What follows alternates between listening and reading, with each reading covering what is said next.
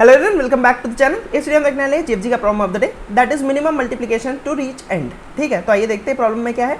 तो प्रॉब्लम में आपको दो वैल्यूज दिए हैं, एक स्टार्ट और एक एंड। ठीक, और आज साथ में आपको एक एरे दिया हुआ है।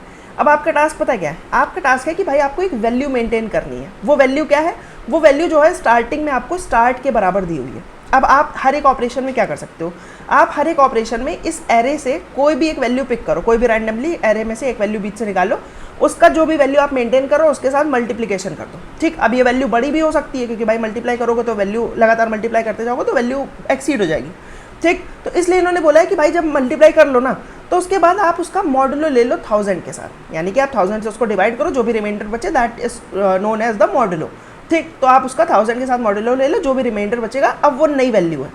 ठीक, तो आप ऑपरेशन में क्या कर रहे हो? जो भी वैल्यू आप मेंटेन कर रहे हो स्टार्टिंग में वो स्टार्ट के बराबर है, फिर उसके बाद आप बीच में क्या कर रहे हो? एरे से कोई भी एक वैल्यू उठाते हो, उसका इसमें मल्टीप्लाई करते हो एंड देन 1000 से इसका मॉडुलो ले लेते हो, तो आपको नई वैल्यू मिल जाती है। अब आपको बताना है कि भाई मिनिमम कितनी बार ये आपको ऑपरेशन परफॉर्म करना पड़ेगा कि आप स्टार्ट से स्टार्ट करो एंड मिनिमम कितनी बार आपको ऐसे मल्टीप्लिकेशन वाले ऑपरेशन परफॉर्म करने पड़ेंगे सच दैट कि आप ये एंड वैल्यू के बराबर पहुंच पाओ।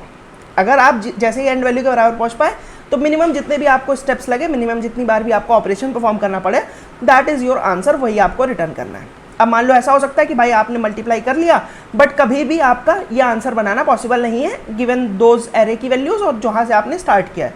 ठीक, तो भाई मैं कहूँगा उस केस में आप रिटर्न कर दो -1 कि भाई ये चीज़ कभी भी पॉसिबल नहीं है, ये चीज़ हो नहीं पा रही। ठीक, तो आपको मिनिमम स्टेप्स या तो रिटर्न कर दो स्टार्ट से एंड पहुंचने पे, या फिर आप -1 रिटर्न कर दो कि ये पॉसिबल नहीं है। ठीक है, तो आइए, उम्मीद करता हूँ कि सवाल समझ में आ गया होगा। अब आइए देखते हैं कि इसको किस तरीके से हम अटेम्प्ट कर सकते हैं। तो सबसे जो क्रूशल चीज़ है ना इस क्वेश्चन में वो है ये मॉडुलो 1000, क्योंकि अगर ये मॉडुलो 1000 ना दिया होता आपको, बस आपसे बोल रहा होता कि भाई मल्टीप्लाई करते जाओ, तो ये क्वेश्चन सॉल्व करना काफ़ी डिफिकल्ट हो गया होता। ठीक, लेकिन ये मॉडुलो 1000 की वजह से ये क्वेश्चन एक काफ़ी ईजी क्वेश्चन बन गया। ठीक है, आप बोलोगे क्यों ऐसा है? मैं कहता हूँ देखो, मान लो मैं कहता हूँ कि भाई आप कोई भी दो रैंडम वैल्यूज़ हैं उनका आपने मल्टीप्लाई किया, मैं आपको बता भी नहीं रहा हूँ कि क्या वैल्यूज़ है। ठीक, कितनी भी बड़ी कितनी भी छोटी कुछ भी वैल्यू आप मान लो, उनका आपने मल्टीप्लाई किया एंड देन उसके बाद मैं आपसे कह रहा हूँ कि भाई आप जो भी आंसर आए ना उसका चुपचाप मॉडुलो 1000 कर दो। अब बताओ कि ये आंसर जो होगा ना ये किस रेंज में होगा। अब आप एग्जैक्ट आंसर तो बता नहीं सकते क्योंकि मैंने आपको ए और बी की वैल्यू नहीं बताई है, बट मैं कह रहा हूँ कि भाई आप रेंज बता दो कि किस रेंज में आंसर लाई करेगा। तो आप बोलोगे रेंज पता है क्या होगी? स्मॉलेस्ट वैल्यू होगी आपकी 0, क्योंकि भाई अगर मान लो a इंटू बी जो है वो आपका 1000 से डिविजिबल है तो उस केस में आप 0 रिटर्न कर दोगे।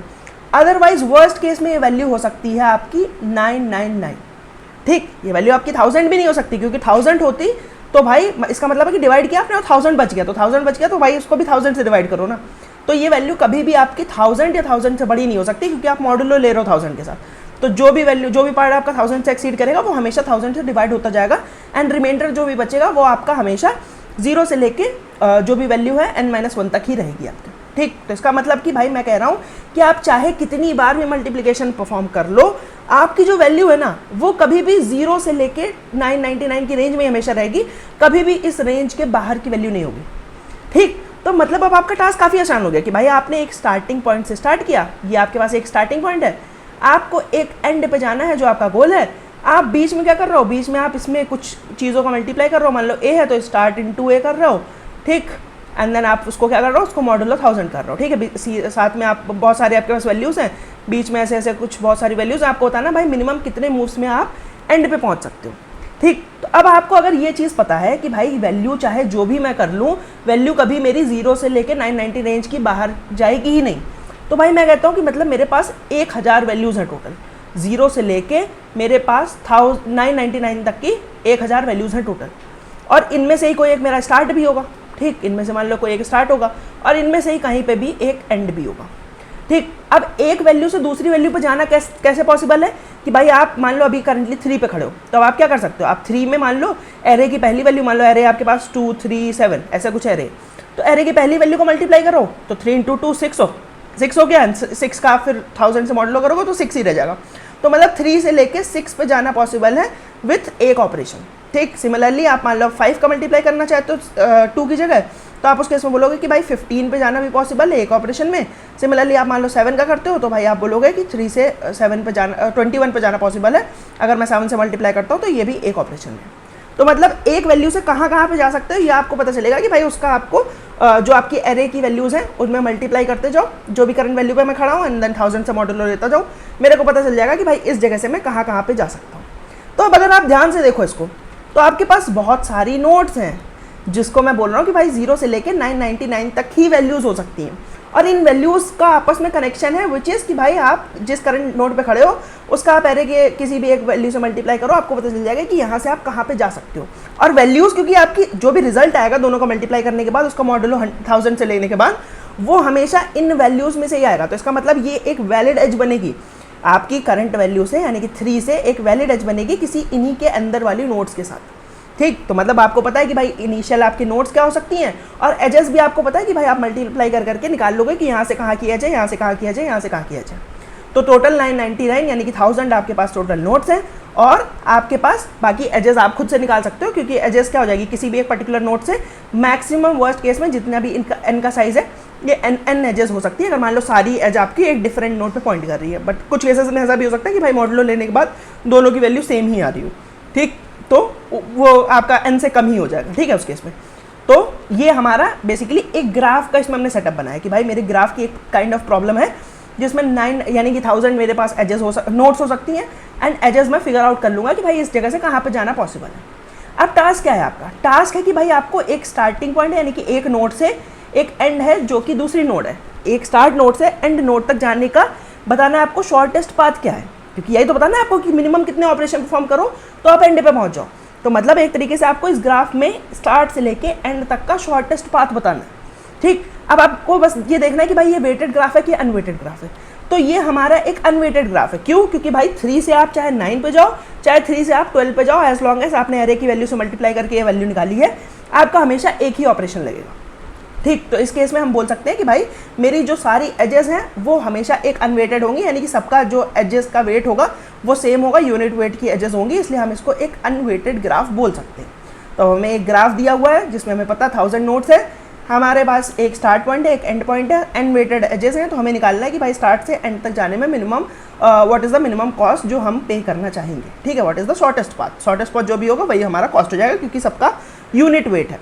ठीक, तो इसका मतलब हम इसको किसी भी एक शॉर्टेस्ट पाथ एल्गोरिथम से सॉल्व कर सकते हैं, और क्योंकि अनवेटेड एज है तो हमें कुछ दिमाग भी नहीं लगाना है कि भाई हमें डायक्स्ट्रा वगैरह लगानी हो, हम डायरेक्टली इसको एक नॉर्मल बीएफएस से कर सकते हैं, क्योंकि हमारा अनवेटेड ग्राफ जब भी होता है तो हमारी बीएफएस काम कर जाती है, क्योंकि जो सबसे पहले पहुंच जाएगा वही हमारा, क्योंकि हमारा हर एक एज का वेट 1 है, तो जो भी एज सबसे पहले पहुंच जाएगी वही हमारा फाइनल आंसर हो जाएगा। ठीक, तो हमने देखो किस तरीके से इस प्रॉब्लम को, एक मैथमेटिकल प्रॉब्लम थी, इसको हमने किस तरीके से थोड़ा बहुत दिमाग लगा के इसको हम एक ग्राफ की प्रॉब्लम में कन्वर्ट कर दिया। अब इस प्रॉब्लम में कुछ भी नहीं बचा, आप एक सिंपल सा बीएफएस ट्रैवर्सल लगाओ, जब भी आप कभी भी एंड पे पहुंच जाओ, स्टार्ट से स्टार्ट करोगे, आप इनिशियली स्टार्ट को क्यू में डाल लो, एंड देन वहाँ से चालू करो अपना बीएफएस लगाना, हर एक पॉइंट पे उस वैल्यू से आप सारी एरे की सारी वैल्यू का मल्टीप्लाई करा लो, मॉड 1000 कर लो, एंड देन विजिटेड वगैरह एक ट्रैक रख के जब भी आप एंड पे पहुंच जाओगे जितने मूव्स लगे वो आपका आंसर हो जाएगा। अगर मान लो आपने सब कुछ कर लिया, आपकी क्यू एम्प्टी हो जाती है, तो उस केस में आप बोल दोगे कि भाई पॉसिबल नहीं है ये करना, स्टार्ट से एंड जाना पॉसिबल नहीं है, तो उस केस में आप -1 रिटर्न कर दोगे। ठीक, अगर कोड की बात करें तो कोड में हमने देखिए भाई सेम चीज़ ले रही है, हमने एक क्यू बनाई है, क्यू में क्या रखा है हमने, पेयर रखा है। पेयर क्या डिनोट कर रहा है कि भाई करंटली किस नोड पे हैं हम, and what is the number of operations that we have already performed from start to this node, कितने ऑपरेशन हम ऑलरेडी खर्च कर चुके हैं वो आपका इस पेयर में स्टोर होगा। ठीक, विजिटेड हमने एक लेके चला ताकि भाई अगर एक एज ऑलरेडी विजिटेड है तो हम उसको दोबारा नहीं विजिट करना चाहेंगे, अदरवाइज हम फिर टीएलई में फंस जाएंगे, क्योंकि अगर मान लो साइकिल्स वगैरह हुई तो हम भाई उस साइकिल में ही चलते रहेंगे, and then it will give us TLE. ठीक, तो इसलिए विजिटेड रखना जरूरी है। स्टार्टिंग में हमने क्यू में क्या पुश किया, स्टार्टिंग में हमने क्यू में स्टार्ट नोड और 0 पुश कर लिया कि भाई स्टार्ट नोड पे अभी हम खड़े हैं, अभी तक 0 ऑपरेशन हमने परफॉर्म किए। अब भाई अपना नॉर्मल सी बीएफएस चलाना स्टार्ट कर दिया, जो भी क्यू का फ्रंट में है वो हमने निकाला, अब उस पर हम प्रोसेस करेंगे। क्या हो सकता है, 2 केसेस हो सकते हैं कि भाई जो जिस भी नोड पे हम खड़े हैं दैट इज़ योर एंड, तो उस केस में क्या कहोगे भाई कि अगर यही नोड हमारी एंड है तो जितने भी ऑपरेशन अभी तक परफॉर्म करें वो डायरेक्टली रिटर्न कर दो। ठीक, ये सिंपल सा केस हो गया। अगर मान लो अभी हम जहाँ पे खड़े वो एंड नहीं है, तो उस केस में भाई अब यहाँ से आप जहाँ पे जा सकते हो और जो नोड्स विजिटेड नहीं है वहाँ पे आप जाना चाहोगे, तो भाई मैं कहूँगा कि भाई पूरी एरे में ट्रैवर्स करो, एंड देन अब किस किस से मल्टीप्लाई करना है ये आपको देखना है। तो भाई आपने क्या किया, जो भी भाई एरे की वैल्यू है और जो मेरी वैल्यू है इन दोनों का मल्टीप्लाई किया, इसका 1000 से मॉड किया।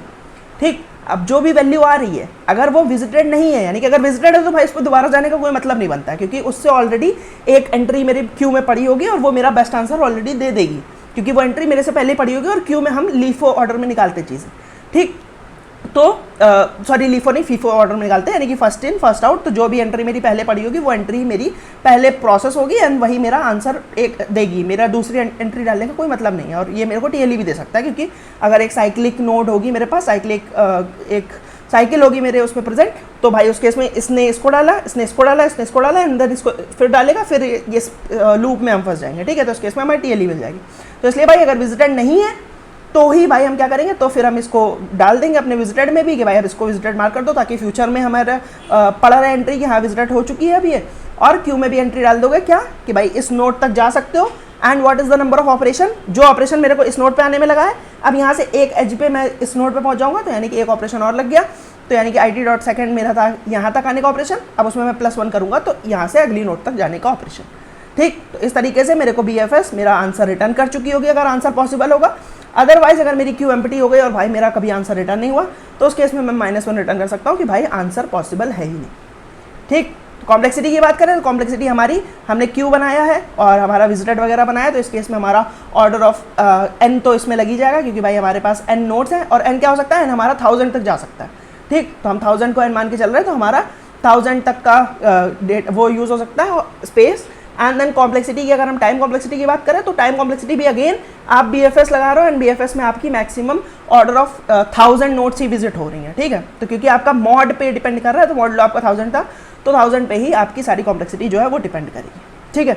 उम्मीद और 1000 पे तो डिपेंड करेगी, और साथ में आप हर एक के लिए अंदर ऑर्डर ऑफ n का लूप भी लगा रहे हो, तो ऑर्डर ऑफ जो भी आपका मॉडुलो है इनटू जो आपकी एरे का साइज है which is let's say order of n, तो order of n into mod की वैल्यू और आपका स्पेस हो जाएगा ऑर्डर ऑफ मॉड, ठीक। तो उम्मीद करता हूँ कि आपको समझ में आएगा। अगर किसी भी पार्ट में आपको डाउट लग रहा है तो आप मेरे से कमेंट सेक्शन में पूछ सकते हैं, I would love to answer that.